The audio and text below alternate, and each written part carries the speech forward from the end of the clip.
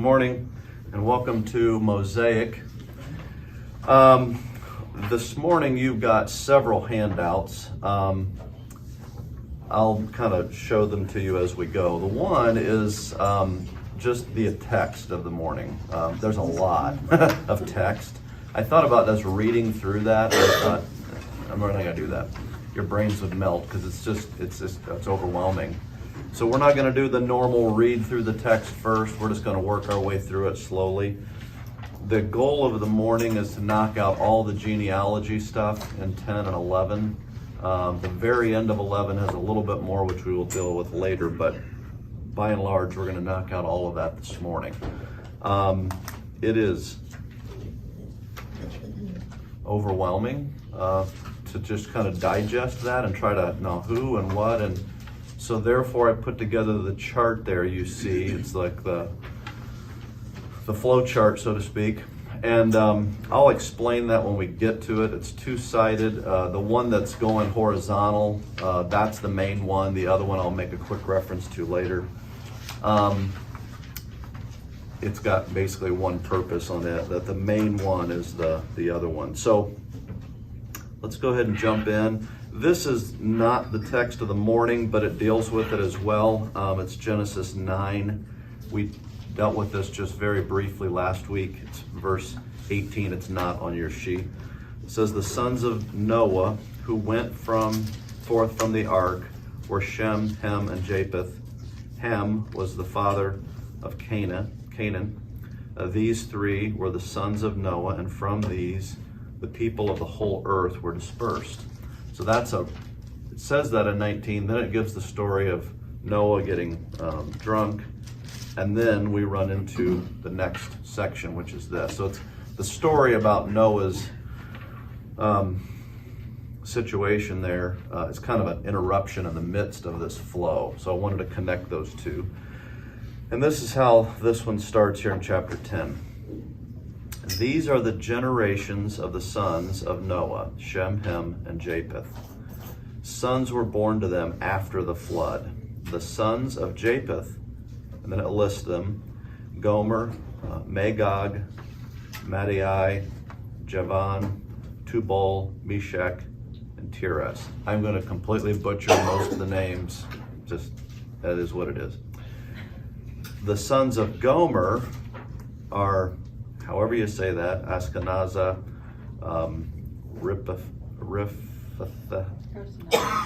Togarma. The sons of Javan are Elisha, Tarshish, Kittim, Dadamin, something like that. From these, the coastland people spread in their lands, each with his own language, by their clan or in their nations. So now let's kind of break this down a little bit. So the opening sentence is, these are the sons of Noah. All the children that are going to be listed were born after the flood. There were only the 8 on the ark. None of these were born on the ark. Then it lists the first son, Japheth, and it lists them in reverse order. And the reason for that is Shem is the one whom is the line of the Jews. That's the story. So he's going to do it last. He knocks out Japheth and Ham real quick first, and then he spends some time on Shem. So that's the reason it's listed in reverse order. It lists the sons there. So on your sheet, this one here, there is Japheth. And you'll see the sons listed there. So when we go back to the text, and that's how this thing works, is you've got the father, and then kind of set in from that. Maybe like on these, it's just set in a little bit. The next generation I've got set completely to the right. Okay. So then it says these are the sons of Japheth, and it lists them. But then it's Gomer, one of those sons, it lists his sons. Sons of Gomer are, and it lists those. So back to your sheet, there's Gomer, and then there's his 3 sons. So you can see how this kind of flows on this sheet. I did this sheet and then I kept redoing it, moving boxes and just trying to get it to where it was an understandable thing. When my family was guinea pigs, I'd get it all done, come down and hand it to a new person. Okay, does this make any sense?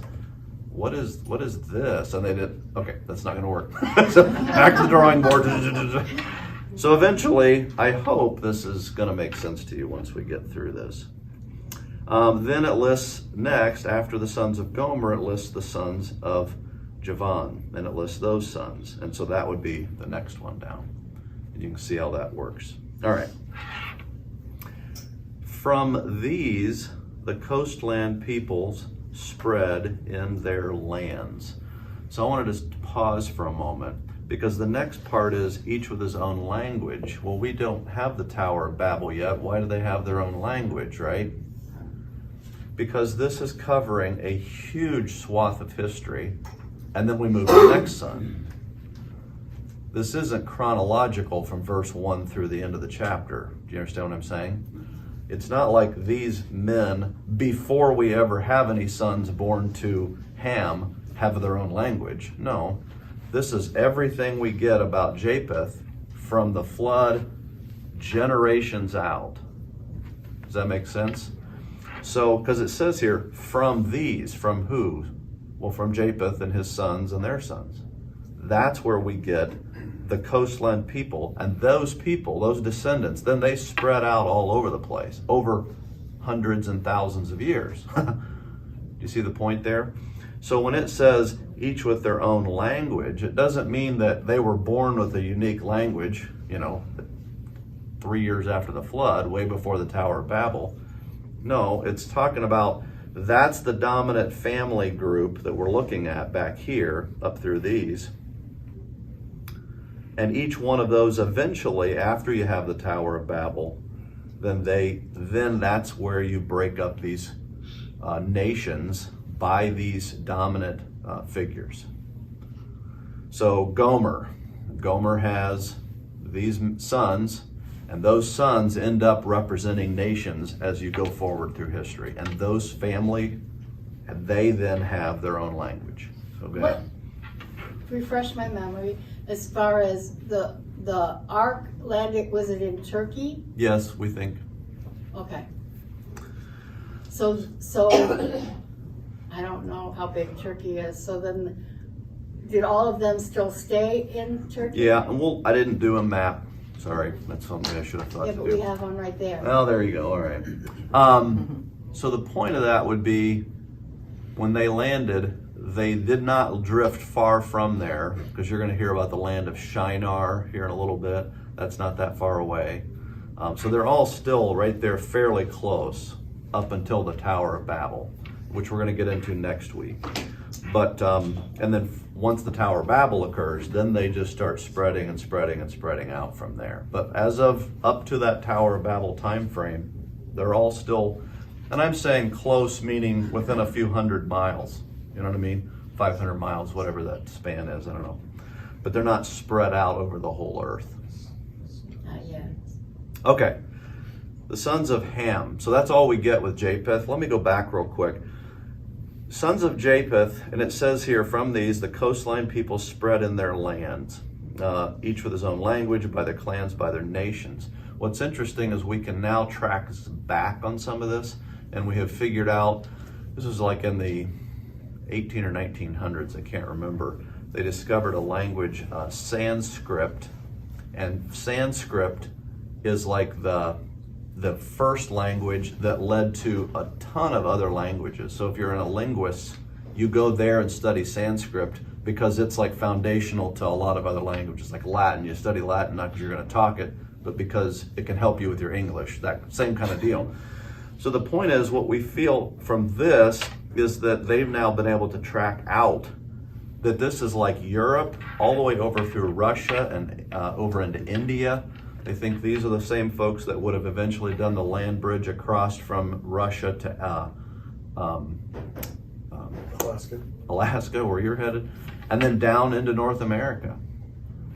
So when it talks about these coastland people spread out into their lands, this is the group that really spread out, which is interesting because Noah blessed Japheth. that he would be abundant, and he was. Like Shem never really left that real tight geographic area. They were the Semitic people. Shem is where we get the Semitic from, and they were right there pretty close to where they started. Where Japheth, his descendants spread out all over the world, which is kind of an interesting thing. Okay, Ham. Sons of Ham are Cush, Egypt, Put, and Canaan. Egypt, you know where Egypt is. Put is what we call today Libya. So that is same general area in northern Africa. So that, again, they don't go too far. The sons of Cush. So now what you're seeing, again, this is second generation out from that, right? And you list several of his descendants. So there's Ham, his sons, and then Cush, and now we're going to list his sons. But what's interesting is then it takes one of, so you have Ham produces Cush, Cush produces Rama, however you say that, and then the sons of Rama. Now we're getting out a next generation. So for the first time, we've gone out 3 generations. You see that? That's not done on Japheth at all, and it's only done on this one son for Ham.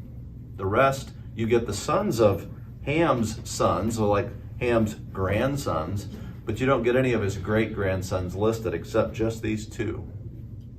And they are people that will be of notable interest later in the biblical story. So we are told what line they came from. Why? Because they'll matter later. It would be important for them to know that. Go ahead. Are there any females? They're all... No, all males, because the males are the bloodline, and that is where the nations are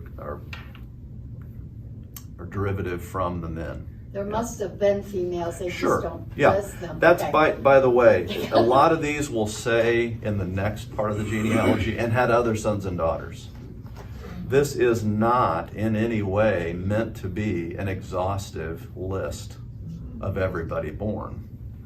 Obviously, there's no females listed, and if there weren't, then they'd all be dead in about 80 years. You gotta have females to keep everybody going, right? So they're not listing everybody. What they're doing is listing the people that will be important later to the story. This is the story of Israel, the redemptive story, and so it's giving us what we need to know to make sense of that redemptive story for Israel. That's something to bear in mind.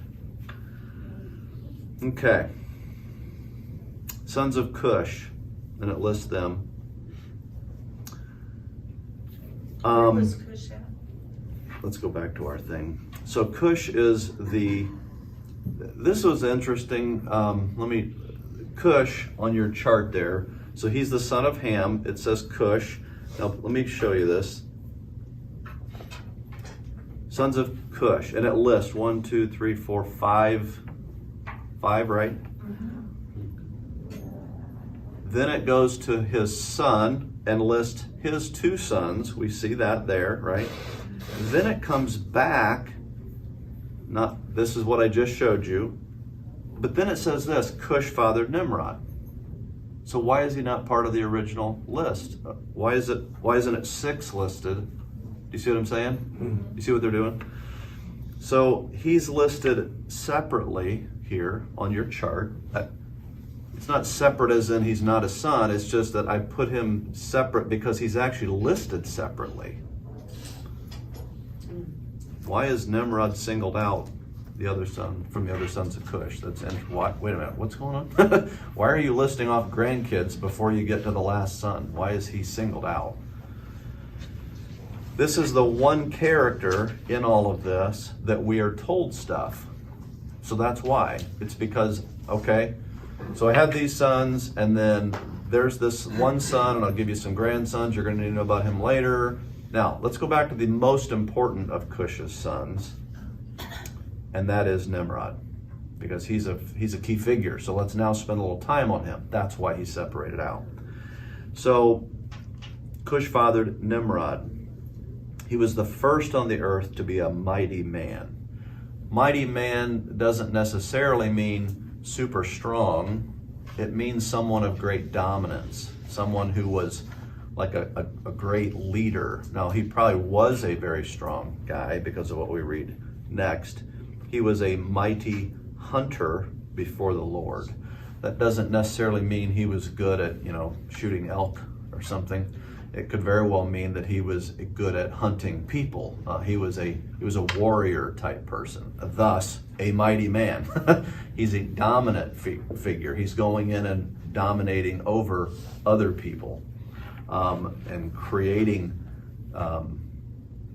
cities, which we're going to read about. Go ahead. This doesn't have anything to do with Nephilim and the mighty men. We don't, that's one thing I was looking for, and I don't really see that. Now, what could be, because again, we're not exactly sure how angels had children with women, so might it be that they somehow inhabited these men in some unique way, possession at a level that's not quite understood.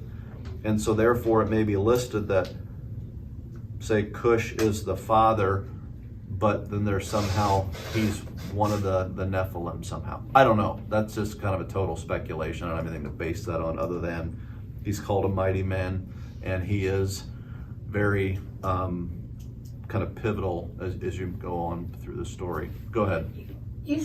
So you think that some of these men had relations with angels, like we talked about before? Really? I don't know. My point is, we know that happens at some point, and we don't know how that happens.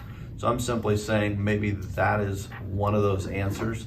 I know that when I've read some things and looked at MacArthur's view on the Nephilim, his point is that angels inhabit or possessed men. That's how it happened, because angels can't have children. Well, to me, I think that's overly Angels can't simplified. have children, you say. Well, that's what his position is. I think that's overly simplified. I don't know that that's true.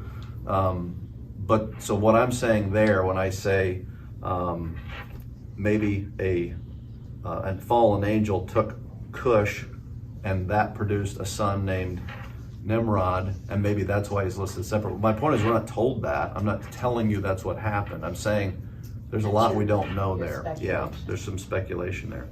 Because we do know that there are these Nephilim later, and when did that happen again? We're never told when it happens. So, and Nimrod is such a unique character that you'd almost think he might be in that category because of what you see with him. So anyway, the mighty hunter before the Lord. That doesn't mean he was doing this in front of the Lord as like David was a man before the Lord or something. It's not of that. He is doing this in full view of of the Lord. My point is, don't take that as an endorsement of Nimrod, like God's on his side. That's not what that's referring to. Therefore, it is said, like Nimrod, a mighty hunter before the Lord. It would be like saying, you are a bad dude. You're like a Navy SEAL, right? You're like and you fill in the blank of you're like a UFC fighter, or you're like Nimrod, that's what he had become so famous. He's like an adjective or something. You can describe people as a Nimrod type thing. That's different than a dingbat or something. It sounds like that, Nimrod. Anyway, the beginning of his kingdom was Babel. The interesting thing, he does start the city of Babel. We're told here he founded that. Ken Ham has the Ark encounter. I have a lot of respect for Ken Ham. He takes a different view of this and says that Nimrod did not build the Tower of Babel. And I've read through all of his stuff, and he's saying that the ancient Jewish tradition is that he did that, but he's saying he doesn't think that is what happened there. And his logic on it is pretty flimsy, I thought, because one of the things he says is they're told to spread out Well, he is. He's spreading out. He's got all these different cities listed. Babel and however you say these different cities, right? And then he goes on up to Assyria and does Nineveh and all these different cities. So clearly he's not just staying in one spot. So obviously he's not. Why would God, screw up the languages with these people if he's just hunkered down at Babylon? But to me, the answer to that is the beginning of his kingdom is Babylon. So he starts there. He has no intention of leaving. Then the languages get messed up, and then he goes and does all these other cities, is what seems logical to me. And I'll show you why I think that more later, but I wanted you to see that. So there's Nimrod. He is listed in the line. Now, let me show you this. On the back side of your sheet, the first one doesn't really help you see this. This one does. You don't need to really be able to read the names. All I did is took those 3 sons. Let me go back here. So let me see if I can do it this way. So if you take this one, and this one, right? Japheth, Ham, and Shem. There's Japheth, Ham, and Shem. Right. You see what I did? Right.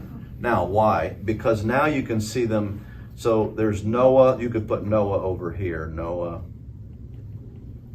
who gave us these 3 here. And then this is the next. This is the next generation. This is the next generation. The next generation. Okay. When you get into the chapter 11, it lists off about 30 years old, or at 32 years old, or at 29 years old, they had kids. That was pretty consistent. It's about all of them were in their early 30s. So, and then we're told that the first son of one of these guys was 2 years after the flood. So if you go to like here, you could put the flood like right there, because these guys start getting born immediately after the flood.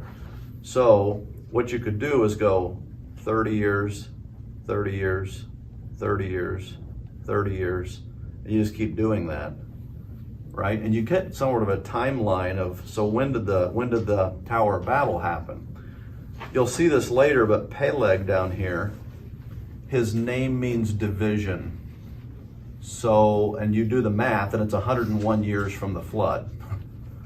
So we think Tower of Babel happened roughly at that red line on there. No, am I writing? Oh, yeah, it is. So we think that's where Tower of Babel happened, because it would make sense that the dad names his son Division because they just had a great division, and he marks that by naming his son after it. My grandfather, I've probably told you guys maybe this story. His name was Joy, middle initial H, Mitchell. No middle name. He literally was the boy named Sue before that was a thing. His name was Joy. He had nothing to fall back on. Why am I telling you that? Because he was born during the pandemic of 1908, and everybody's dying, and there's this Joy. That's what you do. You name people around some huge event, like, huge numbers of people dying, and here's this bundle of joy, and you just call it Joy. Peleg's just division. So we think that's where that happened. Now, it could be that he was named that as like a prophecy of what was coming, but we're not told that. So my point is, if you come back up here, I need to clear away a bunch of this junk now. Let's see if I can do this. Go back to here. Okay. So Nimrod, if I come back over here, see Nimrod right here? He's born quite a ways before Tower of Babel. So he would have been an adult man when the tower, so he could have already become this mighty man, started doing the Tower of Babel, and then the division happens, and then he goes off and does all these other cities. Go ahead. Real quick. Yep. My mom had a baby book when we were like early 50s, what to name the baby. My name, Beverly, is actually listed in the male section of the baby book. Yes. And it means beaver. My brother has never let me you forget that. Really? Yes. That's funny. So he begins his kingdom, the beginning of his kingdom was Babel, but obviously he then expanded beyond that. And then from that land he went into Assyria and built Nineveh and these other cities. That is the great city. So he becomes this enormously important person in that whole region of the world. But we do think he's the one that started doing this Tower of Babel. One of the other arguments Ken Ham uses is he's like dominating over people, but yet when you read the Tower of Babel story, it's the people just doing this, almost like they don't have a leader and they're all in on it. That, just because they're all in on it doesn't mean they don't have some sort of a leader. So I just think his logic on that's a little clumsy. So I still like him. Okay, I have lots of people I disagree with. I like. Why is Nimrod singled out from the other sons of Cush? He is a significant person in the biblical story. Everybody that's singled out is sort of significant in the story. He is the founder of Babel, later to become Babylon. That's very important because obviously Babylon will be key in Israel history. He is the archetype of the Antichrist. So you have Nimrod, then you have Nebuchadnezzar, then you have Antiochus Epiphanes. You have all these different kind of key figures through the biblical story that are like the Antichrist. The last Antichrist reigns from Babylon, the mystery Babylon, if you remember that when we were going through Revelation. So he is, because I have that. He is the archetype of the Antichrist who leads from the final Babylon. So it started in Babel as this rebellion, and it ends in Babylon with the ultimate final rebellion. We think that's why he's singled out in that way. Okay, sons of Ham. I already give you some of everything you're looking at is what we just looked at, but I went back to the top of the screen so I can show you this. The next son of Ham we talk about is Egypt. So then now we're at the next set of verses, verse 13, and it lists the sons of Egypt. And on one of those it says, from whom the Philistines came. Again, why? Well, they're about to start battling Philistines, so they need to realize that he's one of the sons of Ham. And you see that here. Can I just make an observation that the sons of Egypt are all in an I am, like the Yes, yeah. I don't know if that's Let's see. Egypt.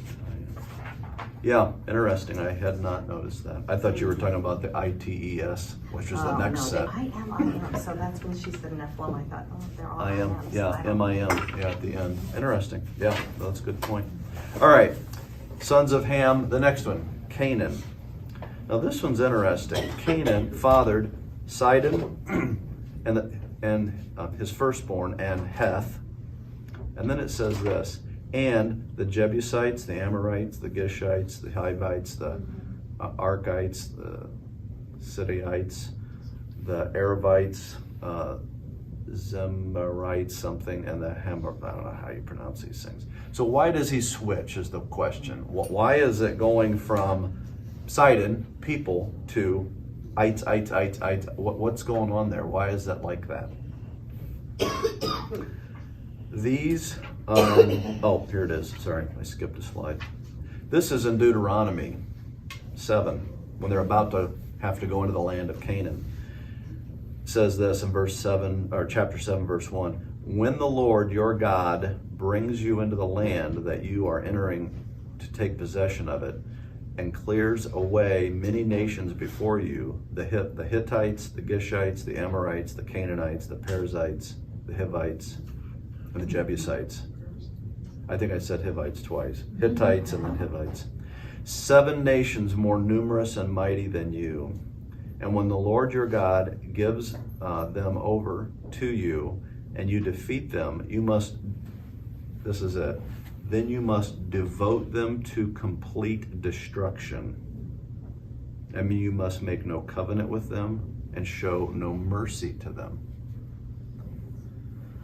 This is where we have that God is a genocidal maniac thing. This is where this comes from, is this kind of verse in Deuteronomy. They are told to go in and kill everything of these nations. and it gets more explicit in other passages. I simply wanted you to see these names they're not all the same, but many of them are. I went through and like 5 of these are listed in both sets. They're people's names? They're nations. So the point is, he had sons, and I was reading in one of the commentators, and it said Jebusites, named after the son of Canaan, whose name was Jebuel, or something like that. But it doesn't say Jebuel, it says Jebusites. So why doesn't it list the name of the man? Instead, it lists his nation that came from him. Why? Because when you get to Deuteronomy, that's the people God's going to tell him to kill, and God wants them to make this connection. These are the sons of Canaan, the one who was cursed by Noah. So these are some of the nations that Israel is told to devote to complete destruction right before they hear this passage read for the first time. So he's helping them make these connections. Okay, I'm sending you into the land of Canaan, and you're going to wipe these people out. Who are these people? They come from Canaan, the one that Noah had cursed. Wipe them out, kill them? Every last single one of them, yeah. And not because they don't like them. This isn't an anger thing. This is God has sent them in to completely wipe these people out. It's interesting, we'll see this when we do the study of Abraham. He tells Abraham, in 400 years your people will come back here and you will wipe these people out. But their sin has not reached its climax yet. They have not filled up the fullness of their iniquity. They were bad people, but they weren't as bad as they were about to become. So he just lets them go and go and go and go, and eventually, all right, that's it. And he wipes them out. God brings judgment on these nations because of the evilness and the wickedness that they were doing. He simply uses the tool to wipe them out. That tool that God used was called Israel. God has every right to say, this is a nation who has gone so far off the rails, I'm getting rid of this nation. He can do that. And he did. And he used a tool called Israel to do that. So, go ahead. Later in the story of Esther, Mhm. there's Haman. Yes. And his ancestors, the queen who was pregnant, they wiped out everybody but her. Mm. And she continued that. You know, the sin was still continuing Oh. for her, and Haman was going to take out Yeah. the remnant. Yes. Yeah. So even though there was one left, and I think that's what it is that evil was so Pervasive. strong and pervasive that Yeah. it was everybody, because that was just the queen, and she was just pregnant with one child, and Right. that child continued. Continued on, yeah. And again, that's never something I can say, okay, you're too far gone. We're going to kill you. No. I don't have that right. I can't do that. I would have said that about Paul, right? He's over here killing the Christians. Well, he's got to go. You know, oh, wait, shoot. He was supposed to write 2/3 of the New Testament. So I don't ever get to do that. God can do that. And when he does, then that's God's prerogative to do that. I got a question back here. Well, it's not a question, I Oh. was just drawing an analogy from like Noah. Uh-huh. The people were really wicked, and God spared them for 120 years. Yes. While Noah was building the ark, telling them about judgment coming, Yep. building, you know, a whole 120 years. They could have repented, they could have turned to God, they could have been Yeah. saved. They chose not to. And I think it's the same thing with Yeah. these people, because some of them did turn. You know, you look at Rahab. I was just going to say, yeah, Rahab. So, you know, Yeah. it's not that God didn't like the people, he just didn't like their behavior, and they were disobedient, and Yeah. he gave them opportunities, and they chose. I think, you know, you Yeah. have to recognize. The other thing too, when we were talking about the Nephilim, that I do think many of these nations had become synonymous with the Nephilim as well. And the way God dealt with the Nephilim prior to the flood was the flood. And the way he dealt with the Nephilim after the flood was Israel. In both cases, they were obliterated. But he didn't wipe everything out the second time. He just went in and kind of did a systematic elimination of the problem. Sodom and Gomorrah. Sodom and Gomorrah would be another example, yeah. Great fiery judgment, not by a nation, but directly by God. All right. Afterwards, the clans of the Canaanites dispersed. So this is just, these are these nations, and then they did disperse into that land of Canaan that we talk about later on. The territory of the Canaanites extended from Sidon, which was over on the Mediterranean part, just north of Israel, in the direction of Gera, as far as Gaza. So if it's the Gaza we know of now, that's all the way down by Egypt. So what you've got is they're both on the coast. So from here all the way down to here is what he's saying. They're spread down through there. That whole, the whole eastern end of the Mediterranean is where he's talking about. And in the direction of Sodom and Gomorrah, and then these others, towns and different things. And then it says, and these are the sons of Ham by their clans, by their language, their lands, and their nations. Again, describing not pre-Tower of Babel, but this is what happens. You know, you have the first few generations that are born, and then the tower, and then these nations obviously continue to go on after the Tower of Babel. And because of the language, they stayed. Yeah, and some, what you would imagine is, what's interesting is there's a total of 70 names listed, or 72 names listed in the chart. Now, when I'm counting those, I don't have the chart in front of me here. I'll never find my way back to where I'm at. I'm on 47, here we go. Forget where it's circled here for a second. When we're talking 72, we're including this line here, back. There's 72 names. They call it the Table of Nations.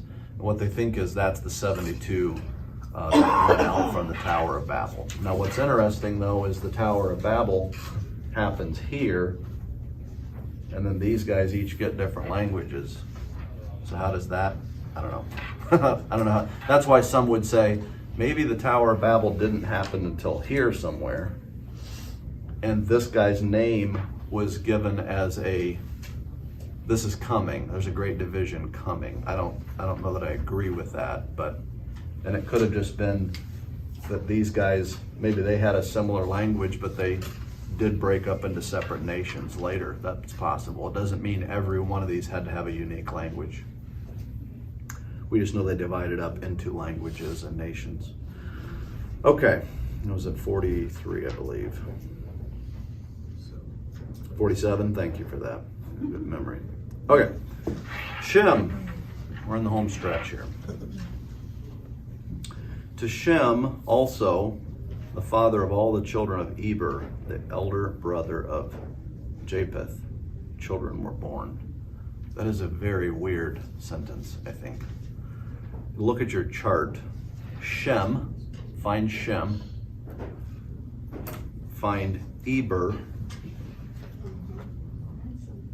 Shem also, the father of all the children of Eber.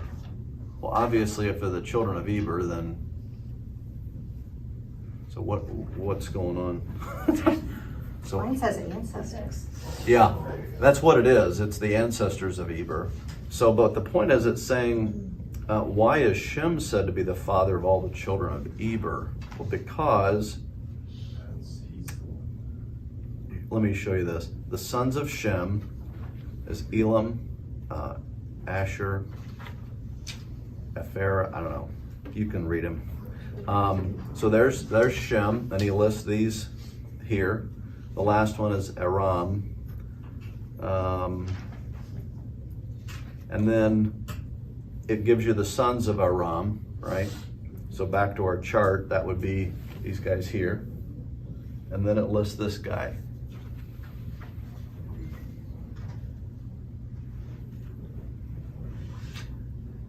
And then it gives you the sons of him. And So this would be, again, following on your chart, you get out to Eber. So how many is that out from, let's see here. And then Eber had 2 sons. One of them's name was Peleg. Okay, so there it is. So Shem is him to here, to here, to here, to there. Shem is the father of Peleg. Yeah, he's the great-great-great-great-grandfather of him. So why would that be important?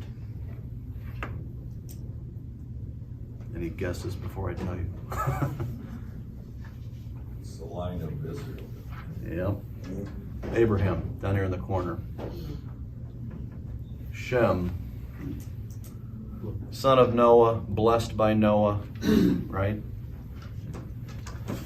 So the answer is this: because Shem was given the blessing by Noah, and because Eber is the grandfather, of Abraham. He's also the great-great-great-great-grandson of Shem, or whatever it is. So he's kind of in the middle between Shem and Abraham. Abraham, the father of Israel. Eber, by the way, is where the name Hebrew comes from. That's interesting. That's where we get the name Hebrew. It's from Eber. I know that doesn't work in English, but when you get back into the other languages, that's where that comes from. And you can kind of see Eber, even in English there, the R and the E are flipped, but you drop the H and drop the W-S.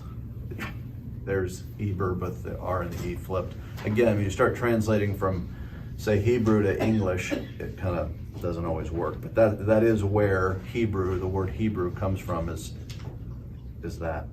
I had a question or comment. Okay. I thought about this all week. Since Noah lived such a long life, did they calculate age differently than they do now? No. Like every month would have been a year? No. So what we think happened there is, number one, Adam was genetically perfect. And the reason we age so quickly is because our genetics are so diminished now, all these thousands of generations later. So that would have led to longer life. But the bigger one is the flood. Prior to the flood, there was a canopy of water above the earth between us and the sun. And it created a much better environment to live in. And it blocked much of the harsh UV rays and UVB rays, the gamma radiation and stuff that we absorb from the sun. They were Mostly blocked. because Noah was not considered a sinner, so. Well, no, he was a sinner. He just was a man like David who was righteous in that he believed in God. So God kept him around longer because. No, because if you look at the genealogy, or not the genealogy, but the timeline, and I'll show you that here in a little bit. You probably haven't seen this. Everybody had really long lives. It's not, he wasn't weird. I mean, he had actually a shorter life than a lot of the others. But they do, after the flood, they start shrinking in age to the point where Abraham's, 180 years old or something like that when he dies, which would have been super young prior to the flood. I mean, I'll show you that chart. Well, then why was Jesus so young when he was crucified? Because by then, people were only living to maybe 40 years old. It just kept getting shorter and shorter and shorter. It's like even at the time of the founding of the nation, the average lifespan of a man in America was like 41 or something. No medicine, diminished genetics, harsh climates, war, all those things. So the reason they lived a long time, let me show you this real quick. You guys have seen this before, but so these bars on the far side over there at the very top, this is Adam, Seth, Enosh, Cana, I don't know how you pronounce them, Jared. And then notice this one right here. He's a really short life. That's 365 years. Yeah. But he didn't die, God took him. Yeah, God took him. This is Enoch. But my point is, that's like he died in infancy practically at 360 years old. So then you have Noah here. His lifespan is very consistent with those guys. This is the oldest man ever at Methuselah, and when he died, the flood came. And his dad died about the same time. But you notice then they start getting shorter and shorter. There's a slightly longer one. and they just get shorter and shorter. And it's because of genetics and that not having the radiation block the way it had been in the past. So if here's the flood, by the way, let me go ahead and show you this now. If I squeeze this together, just to kind of, there's the flood, there's the Tower of Babel. It's pretty quick. If we think about 100 years, when you do the math on the ages of when they're born, it's 101 years after, which could be 99 or 102, depending on, you know, like my brother and I are 5 years apart, but we're not, right? We're like 4 years, 3 months, or 4 years, 10 months, you know what I'm saying? So when it says in the 33rd year, well, was that in January or December of the 33rd year? So you don't know exactly, but roughly 100 years after the flood is when we think the Tower of Babel happened. By the way, there's where Nimrod came along. I showed you that on the other chart. I did this one first, and then I thought, this is not helping. So I went and did the other one. But so my point is, Nimrod came along prior to the Tower of Babel. That's how I was originally going to show you that. But then just tried to create that other. Can you don't have a printout of that then? That one I don't. I can print a few off and bring them in. Okay. I'm gonna have to get a notebook pretty soon. Yes, that's a problem around here. I do have a paper hole puncher. It's a good problem. All right. So there's where we were at. Could I ask a question? Yes, go ahead. Sorry. And then I got another one over here. Sorry. So Shem's descendants lived in the region of Mesha and Sephar in the eastern hill country. What's that? I did remember I did have this map. That would help. So, let me do this.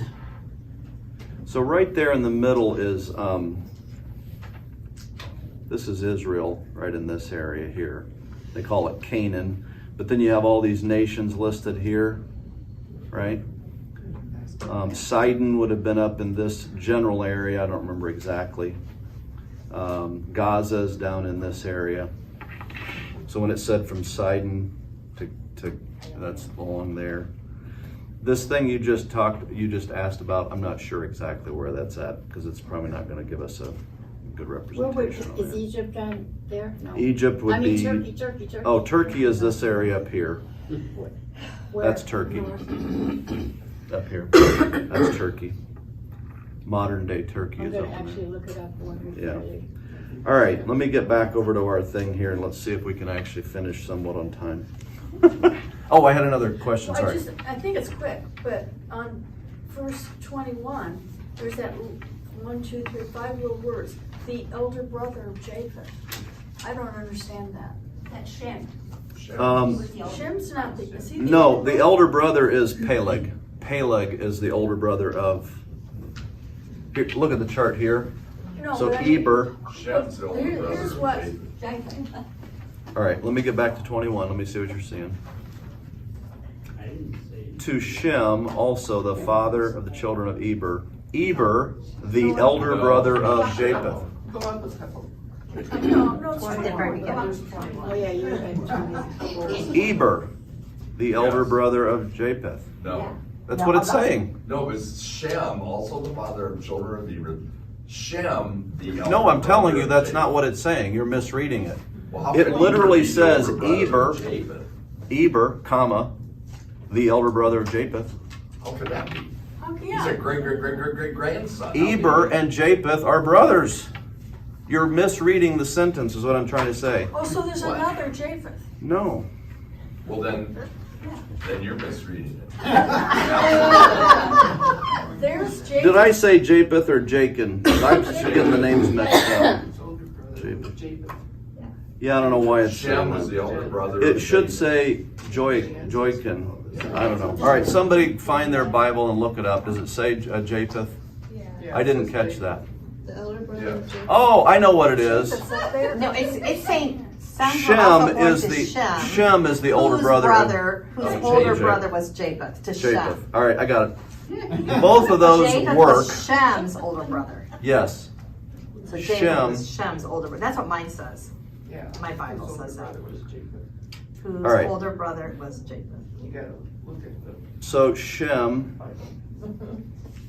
the elder brother of Japheth. Even though this is the order, that's not the birth order. No. Oh, Right. that answers all my Now, questions. let me give you this too. If, I did misread it, if Japheth had said Joachim or whatever his name is, then Eber, the elder brother of Joachim, which is true.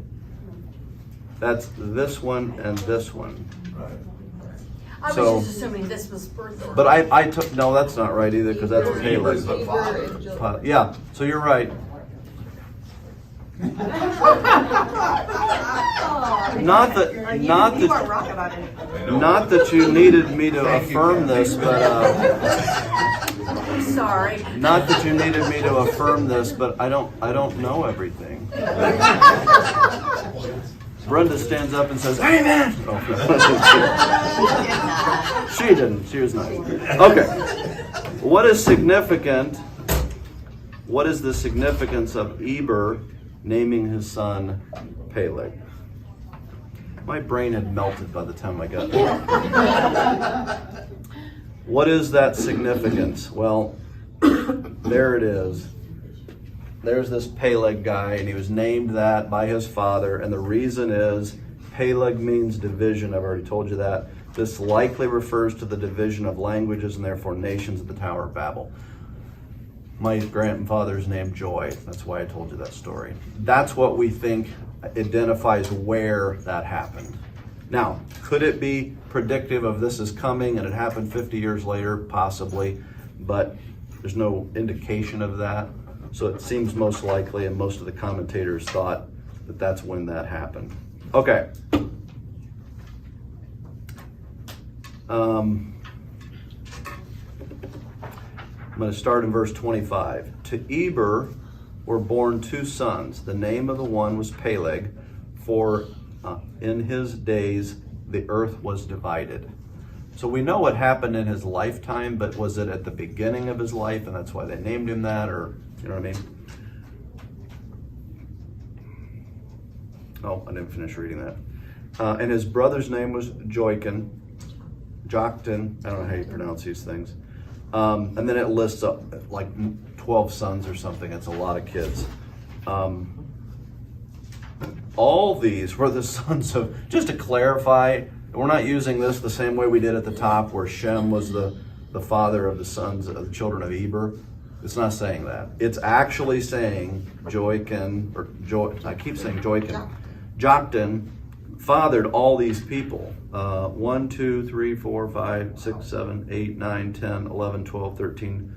13 were listed. And then to clarify, all these were the sons of Joktan. Okay. The territory in which they lived extended from, don't know. I don't know where those are at, is what I'm saying. But it gives you a region in which they lived. These are the sons of Shem. So now we've gotten to the end of all the sons that we're going to talk about with Shem and his descendants. By their clans, their languages, their nations, their lands, and their nations. These are the clans of sons of Noah according to their genealogies in their nations. And from these, the nations spread abroad on the earth after the flood. And that's where the map comes in, is it's got all these kind of nations spread out across that.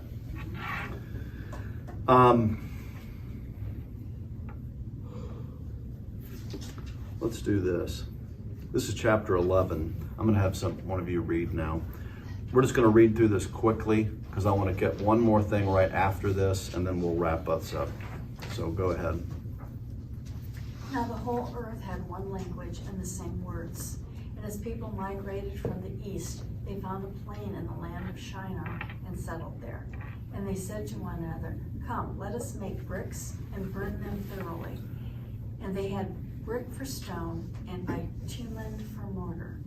Then they said, "Come, let us build ourselves a city and a tower with its top in the heavens, and let us make a name for ourselves. Thus we be dispersed over the face of the whole earth." We're going to another one, but just real quick. So where does this happen timeline-wise? Well, it happens at about the third generation out from Noah. So a lot of these people that are listed on that chart, some of them are born after that. So when it says they spread out in their nations and their clans, that's obviously happening after this. So what's confusing is it's not chronological. It's like in Genesis chapters 1 and 2, you get the creation of the earth. Or Genesis 1, you get the creation of the earth. Genesis 2, it goes back to day 6 and restates some more detail. That's kind of what's happening here. You get the whole flow of it, and then he goes back and drops in, and then this is how they got their languages. So it's not chronological after everything of chapter 10. It's sort of dropped in part way through chapter 10 chronologically. All right. Go ahead. And the Lord came down to see the city and the tower, which the children of man had built. And the Lord said, behold, they are one people, and they have all one language, and this is only the beginning of what they will do. And nothing that they propose will now be impossible for them. Come, let us go down and there confuse their language, so that they may not understand one another's speech. So the Lord dispersed them from there over the face of all the earth, and they left off building the city. Therefore its name was called Babel, because there the Lord confused the language of all the earth, and from there the Lord dispersed them over the face of all the earth. Okay. Now right after that, so we're not really talking about the Tower of Babel this week. After that, the next thing says, these are the generations of Shem, which we've already done. But now it comes at it differently. This time, it's when Shem was 100 years old, he fathered, however you say that, 2 years after the flood. Shem lived after he fathered a pair of, 500 years and had other sons and daughters. So we know he had more than what are listed. When he lived 35 years, he fathered, and you just kind of keep working your way through this. And it comes then now down to Eber. When Eber had lived 34 years, he fathered Peleg. So I just stripped out all the stuff and got you down to the bottom line. When Shem was 100 years old, he fathered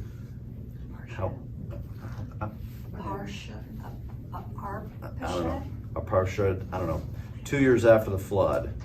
So if you just take 2 and 35 and 30 and 34, you get 101 to the Tower of Babel. That's how it got to that 101. And as I'm reading other commentators, they're all talking about 100, 101 years after the flood. But the point is, that's how we get there, is this one in chapter 11 kind of lays that out. And this is the thing I showed you earlier. Okay. Eber lived after he fathered Peleg another 430 years and had other sons and daughters. When Peleg had lived 30 years, he fathered Ru, something. Then he lived another 209 years. And then same kind of concept. It keeps walking through. Ru fathered Serug. Serug fathered Nohar. Nohar fathered Terah. Terah fathered Abram. And it gives you the ages and all that. So you can kind of do a timeline of how long it gets from. So what you see here is Abram was born 292 years after the flood. So somewhere in the 290, 295 years after the flood is when Abram comes on the scene. Or about 200 years or so after the Tower of Babel.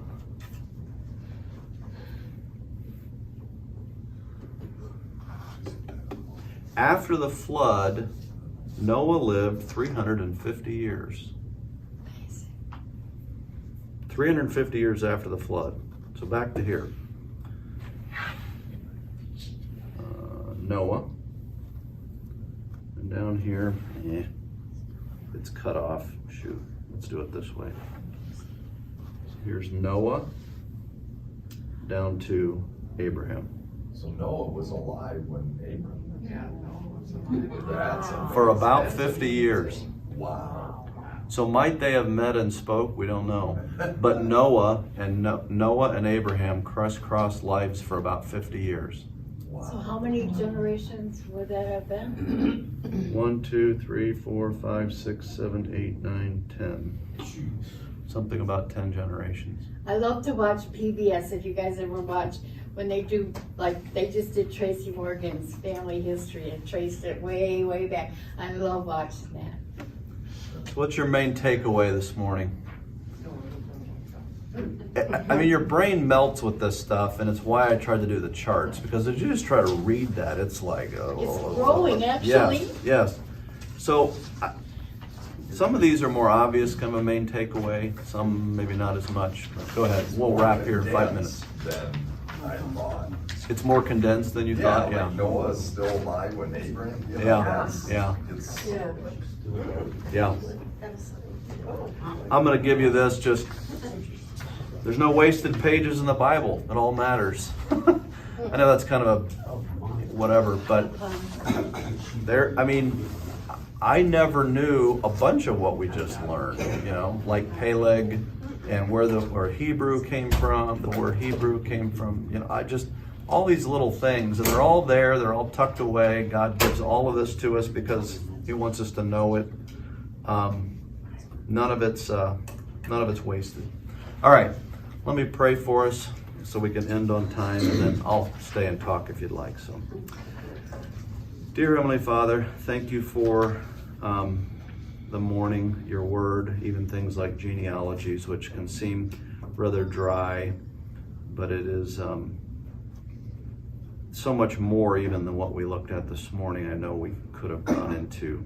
So we're just grateful for your word and how it is able to enrich our lives with understanding and knowledge, most of all of you, and how you have inspired men to write down all the things that you want us to know so that we have an understanding of the world in which we live.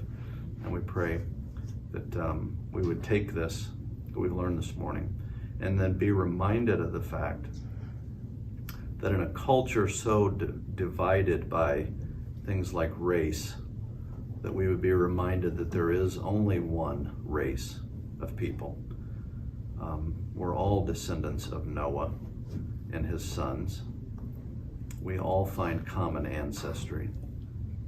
And these artificial divisions that are largely foisted upon us by an outside unsaved world. It's not that there are no differences, but that we are still one people made in your image. And as such, we all have value being image bearers of God. Help us to remember that as we live our lives, and help us to be a blessing to others. Let's pray all these things in Jesus' name. Amen.